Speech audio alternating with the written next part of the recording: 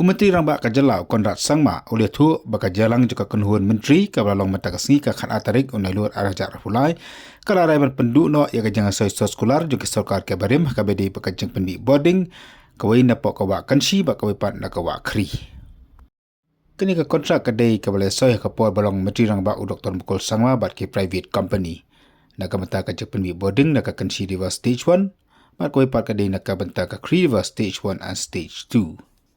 Mereka ni kajeng penduk no ia kena kontrak kamut setiapan pasangnya no ia kajeng penik Bording nak kini kiwa. Ang menteri rang ba nak kalian ke Sorkar ke bamenta kan pai pat digipat kelat kelenti. Kalau kat balak bandes wat digipat kelat kelenti nak kalong bagi ju ke company ni digipat ke company nak kamta kajeng penik Bording. Nak kini ki artli kiwa jongkari khasi. Was to terminate two hydropower projects that was signed by the government of Meghalaya many years back. One is the Kynshi-1 hydroelectric project, and number two is the Upper Khri stage 1 and stage 2 projects. As you recall, that these two projects were in collaboration and tie-up with some private parties, but because of the financial non-viability of these projects or unviability of these projects, and the rates coming up too high, and also the time taken by the different companies to implement this, the decision was taken by the cabinet that both these projects, the Kynshi-1 project and the Upper Khri stage 1 and 2 projects, will be terminated. But the government will and the departments concerned will immediately move for looking for new partners, or maybe the same partners also in a new format. Because as I said, the main reasons was that the project in its current forms were not looking or not viable in terms of the rates. But the new technologies that have come in, where pump storage and other facilities can be used, and also the combination of the water being released from one project and being used as a downstream for another project, like in the case of Upper Khri stage 1, 2. The projects also need to be changed. And hence the government will immediately, the department will immediately work in that aspect, and we hope that very soon we'll be able to have the expression of interest to move forward with these projects in its new form.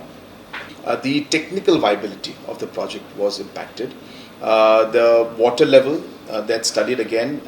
In the initial stage they had given a larger amount, but then later on, depending on the topography and depending on the water availability out there, the size of the project had to be reduced, and it came to a 270 megawatt project.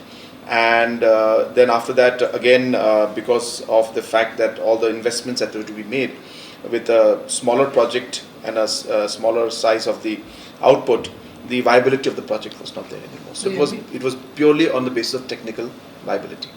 While we go for private parties to take up the projects, it's quite simple to give it to them. When the power is generated, we don't get much of it. We only get 12% as free power. The rest, if tomorrow the company comes and through the regulatory commission, if they say that you have to buy this power at 8 rupees, then we have no choice, we have to buy 8 rupees.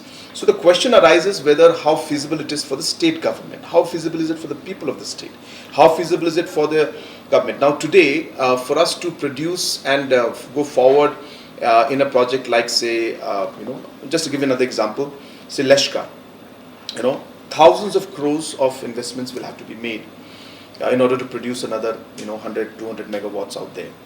Now, that kind of investment being made, say, in a solar mission which we're doing at 500 crores, which we're going to implement in the next 5 years. Are these going to be more beneficial? So ultimately one has to study the technical and financial viability of the project and see whether it's going to make sense for us to invest so much of money, especially again keeping in mind that if we give it to private sector, there is no commitment of giving us power, so we have to buy it from them at even a high rate.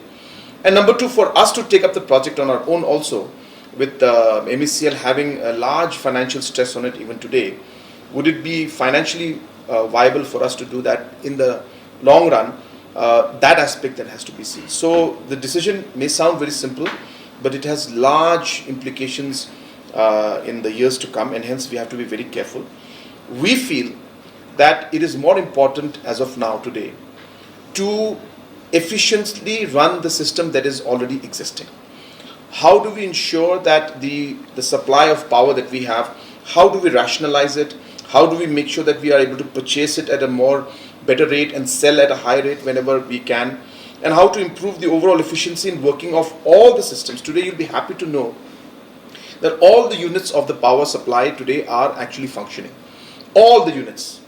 There was a time when, stage 2, 3 of Umyam was not working, or 2, 3 of the turbines were not working in thing, and we were having huge loss. Today we are producing almost close to 4 million units of power a day.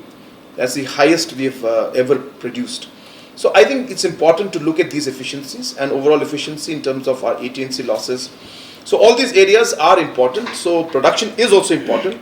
But as I said, we need to be very careful in where we commit our financial commitments, so that in the long run we're able to get maximum benefit for the people of the state, keeping in mind the investments we have to make. So it's a very calculated decision to take.